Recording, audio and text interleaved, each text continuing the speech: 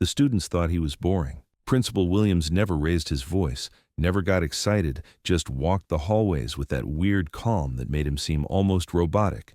Some joked he had probably never been in a real fight in his life. They had no idea that the soft-spoken man checking hall passes had once led classified missions in places that didn't exist on any map. Welcome to the Faces Behind Stories.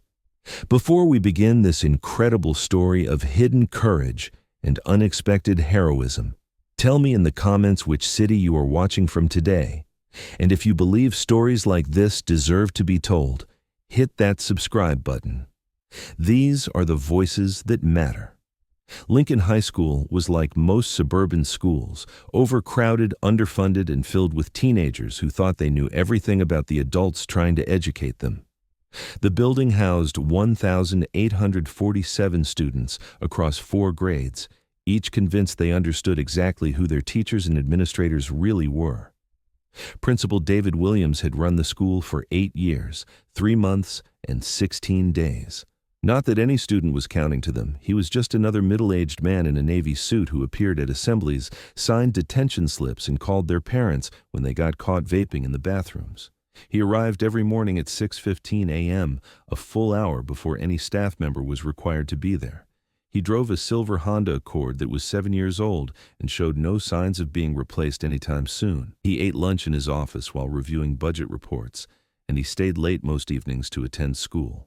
Board meetings, parent conferences, or community events, the students found him painfully ordinary. Boring even Williams is like human Ambien.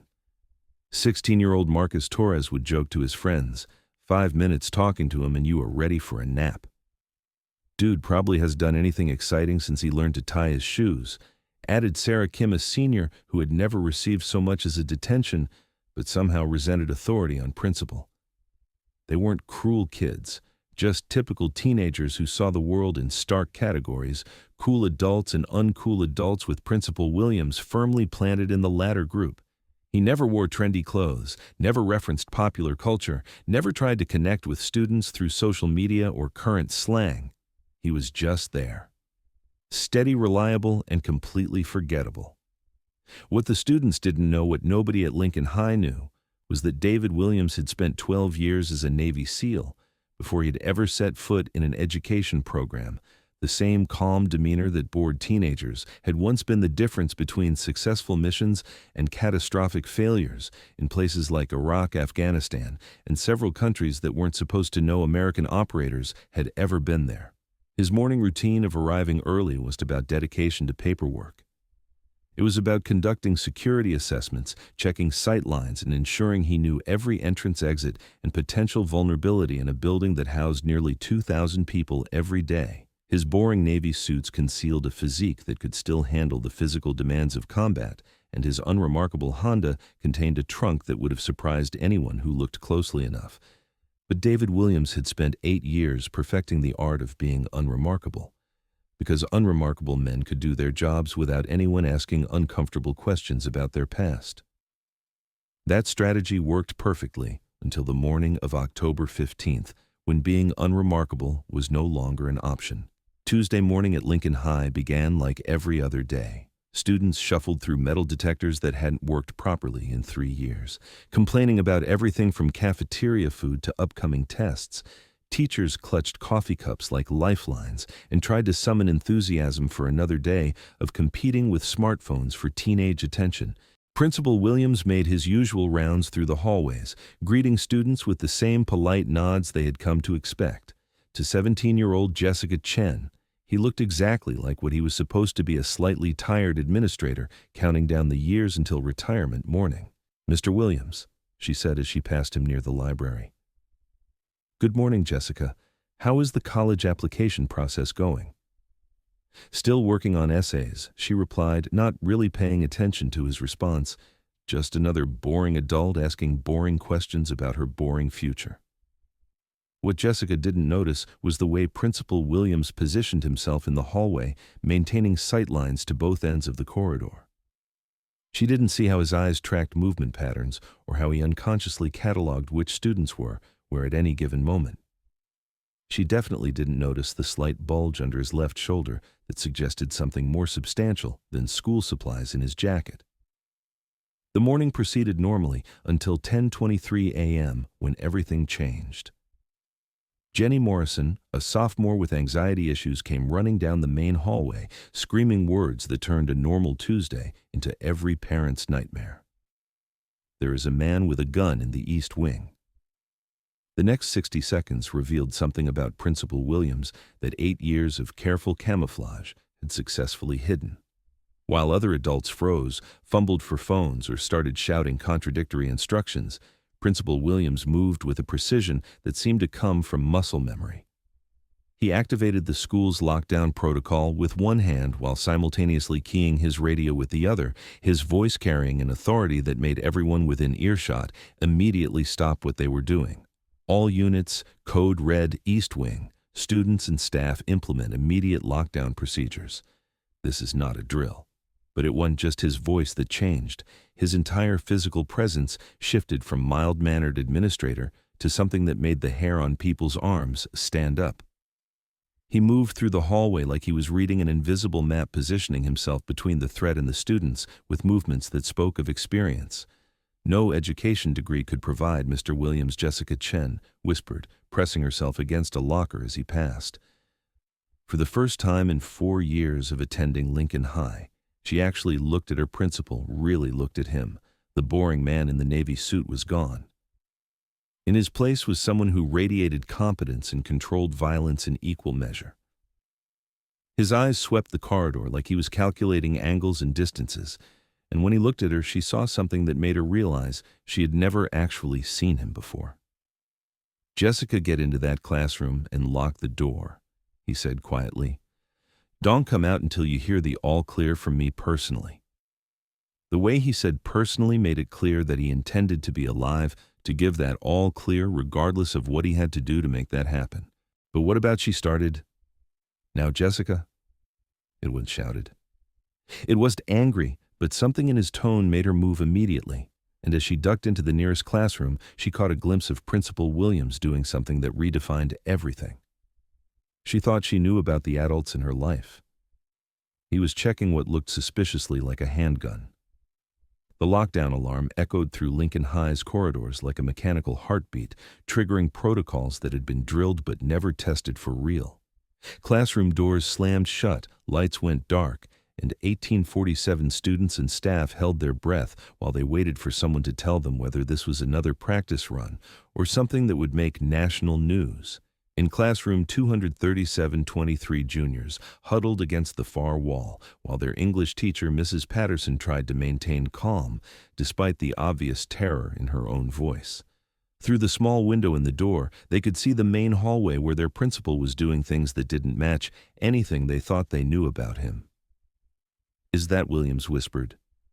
Tony Ramirez, a varsity football player who had always assumed he could take the principal in a fight, if it ever came to that.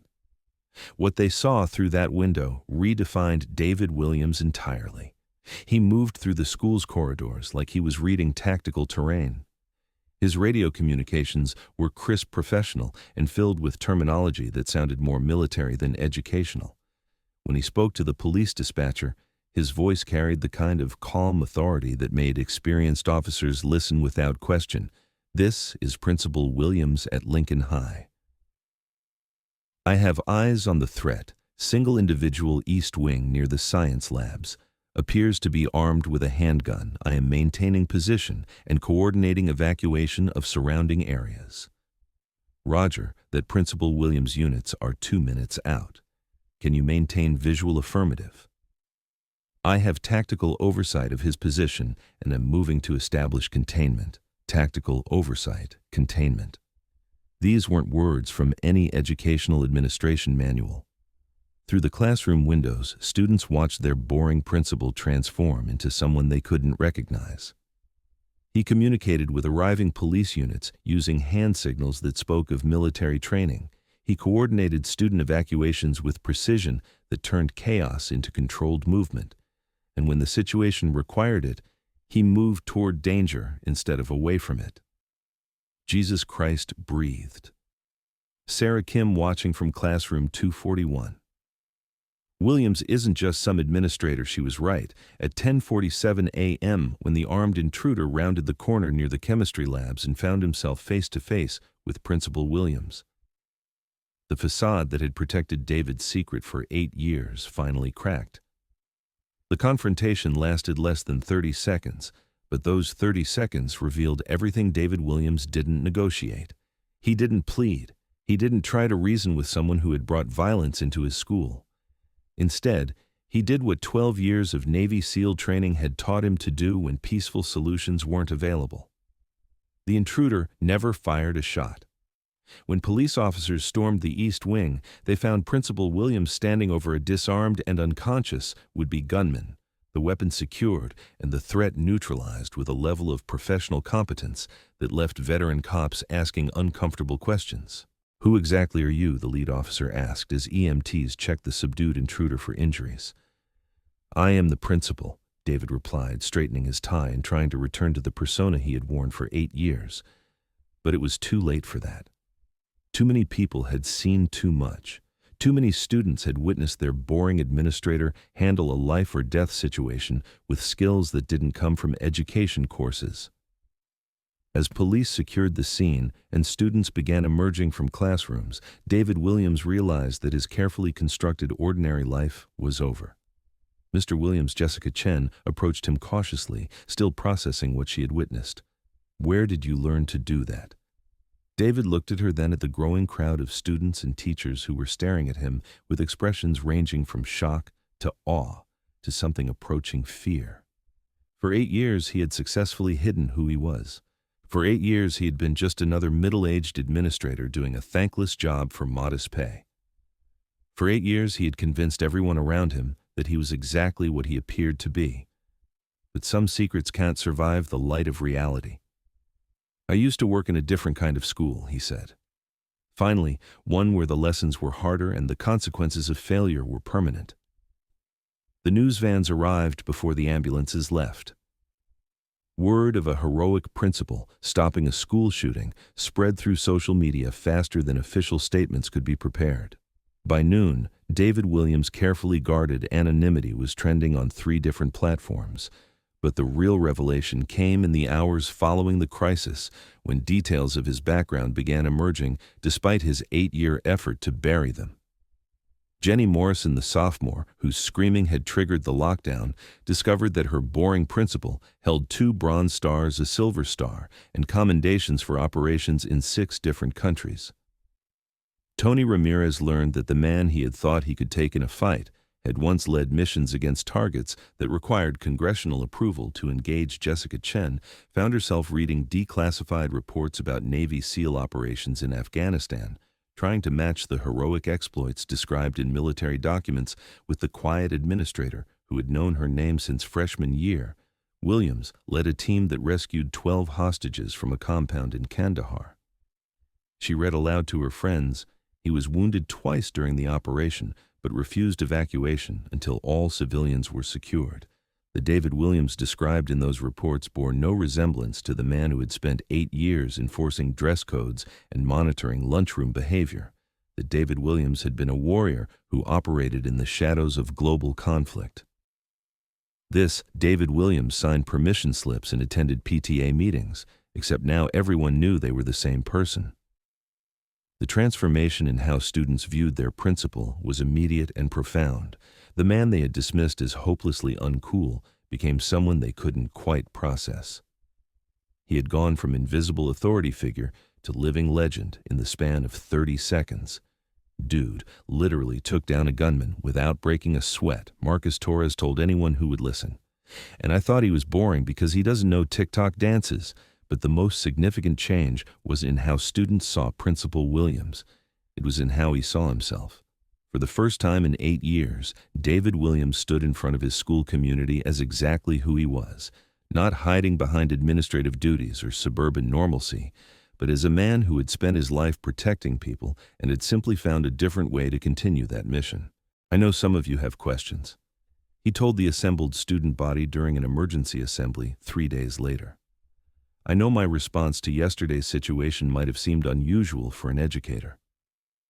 Nearly 2,000 teenagers sat in absolute silence, perhaps the first time in Lincoln High's history that an administrator had commanded that level of attention.